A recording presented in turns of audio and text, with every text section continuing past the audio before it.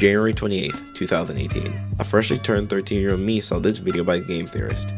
Even though I had watched game theory since nearly the beginning, I had never watched one on Five Nights at Freddy's because I didn't like horror, but I finally decided to give it a try.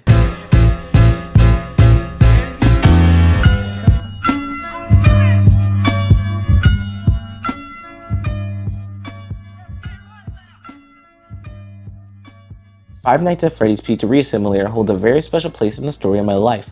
While I had watched YouTubers play these games maybe once or twice, it wasn't until the release of this game that I truly became obsessed. Good morning, dreamers and unbelievers, and stories are hard, man. You mess up the beginning and no one will give it a chance. You mess up the middle and now your audience is bored. You mess up the end and you leave them with a bad taste in their mouth. Even though Five Nights at Freddy's didn't release in chronological order, instead jumping back and forth on the timeline like a game of cracked out ping pong, we were still engaged because of the mystery around the games. Who took these kids? Why did he do it? Why are we tampering with the animatronics? Who are we even playing as? And why? Each game gave us some answers, but still left us questioning, asking, begging for more. Yet with the release of Pizza Sim, it felt like an end. Like a period to a sentence with far too many commas. But like many things in this series, it too turned to a question mark. This game, like many others in the series, had multiple endings, but today I only want to focus on one, the Lore Keeper ending. If you play Midnight Motorist, Fruity Maze, and the Security Puppet minigames, and unlock the secrets within them, you will then see this image of 5 names on tombstones, and then one more off on the hill where you can't quite figure out the name. Seeing this following Henry's killer monologue that had somehow more emotion than some of the recent Marvel films made it that much more impactful. This game tied off loose characters. Scrap Baby, the rest of Ennard, the Puppet, Mr. I Always Come Back Afton, and Michael all burned in the ending of this game. Then Ultimate Customite came in with some extra icing on top and gave us a game where you're just playing as William Afton being tortured in the realm down below by the vengeful spirit of Cassidy. I believe by this point in the series, Scott knew he was going to hand these games off to a different studio, even if he himself wasn't stepping away entirely. And with that thought, he wanted to end the characters that he started. He wanted to end this quote-unquote season 1 to let Steelwool have a fresh start on this series, introduce their own characters, have their own plot lines. Yes, of course, they would connect it back to the first games, but it would allow them to have a fresh start. But with the release of Security Breach in the books, and having characters in the games that shouldn't be there, plot lines of the books, and then them being connected to the games later, there was no real way to let the past end. Pause. Legit, as I am making this video, I go to check YouTube, I refresh it and see John uploaded. John from the FNAF channel. And in this video, he explained the exact topic I'm trying to get across in this video.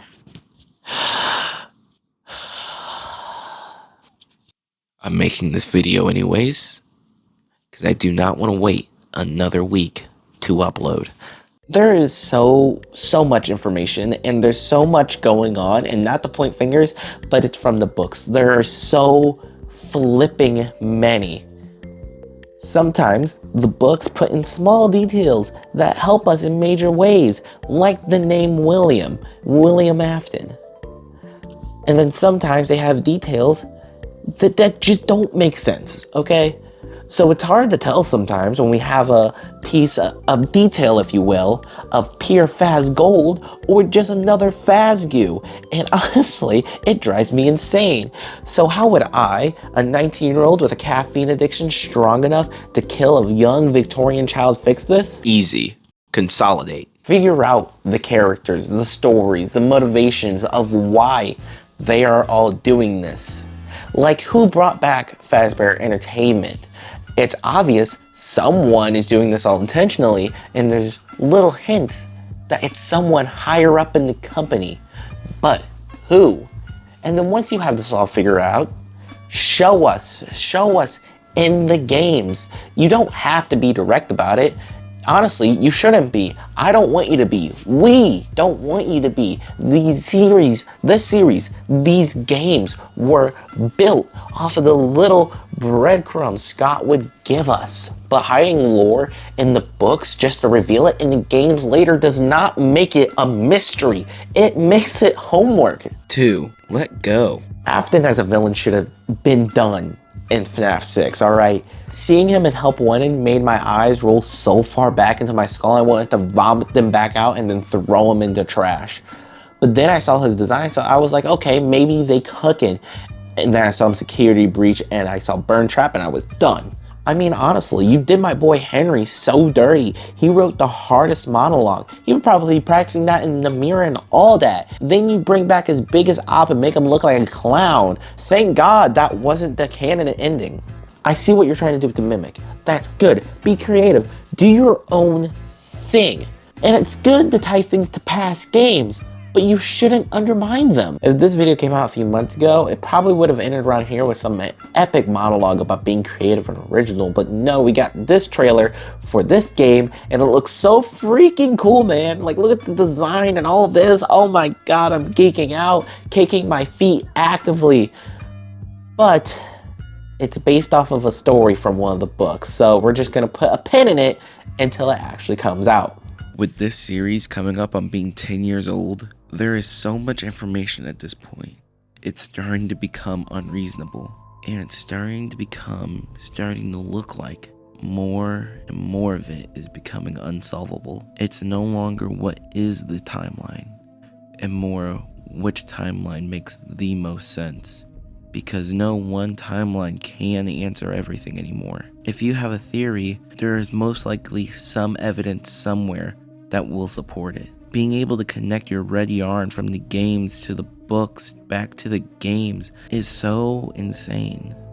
There is so much information now, anything is possible. I remember when Security Breach first came out, it felt like they didn't know what to do, so they threw everything at the wall. It felt like they were making callbacks to every game. This way, every single option was open to them. And it didn't feel like one massive callback, a new chapter. It felt like uncertainty. Like they just didn't know what they wanted to do. So they tried to do everything. This series was built off the games, and so everything should support the games. It's like the Marvel movies versus the TV shows. The movies should always take place over the TV shows. You shouldn't have to watch the TV shows to understand the movies, and yet Marvel made the same mistake, because you wouldn't know why Wanda was evil in the new Doctor Strange movie unless you watched the side series on Disney+.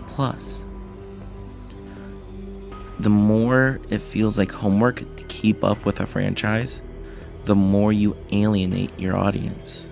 This community love these games so much and want a mystery. Connection terminated. Hi, this is me, like not following a script me.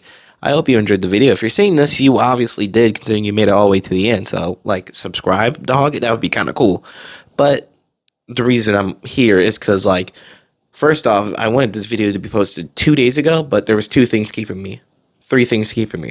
A, the diss track's currently going on. Like, yeah, I'm in the Five Nights at Freddy's, but like I'm also black, so I have to kind of be on top of things. And then Kendrick is just dropping heat after heat. So like, 2, that video of Jean's I posted earlier, it made me rework some of my script, mostly just shortening down the segment of too much information going on. That part immediately following me pausing the video, because like, he did a really good job, and the example he brought up was better than mine, and like, God, go watch it after this. And then 3rd, and finally, I just got distracted in real life, and that was the biggest reason. I could have had it done, but I ended up procrastinating because I was tired, so, yeah. Subscribe, I guess, and I will see you in the next one, hopefully next week.